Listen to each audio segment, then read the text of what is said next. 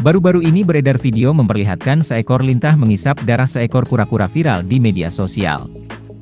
Video lintah isap darah kura-kura hingga gendut besar ini diunggah oleh akun Go Fishing Indonesia. Di tayangan video tersebut, nampak seseorang mencoba melepaskan lintah yang menempel di daging kura-kura. Musim hujan lintah pada keluar dari sarangnya. Kasian kura duanya dispot sampai lemas, tulis Go Fishing Indonesia di narasi unggahannya. Lintah menggigit kura-kura dengan kuat. Tubuh lintah membesar selama menempel mengisap darah kura-kura. Nampak seseorang yang membantu melepaskan gigitan kura-kura, membalikkan tubuh kura-kura agar tak berontak. Nampak kura-kura hanya bisa pasrah. Akibat gigitan lintah, sela-sela kulit kura-kura berdarah. Akhirnya, lintah dapat dilepaskan. Lintah lalu diletakkan di tanah. Nampak lintah menggelembung besar isap banyak darah kura-kura.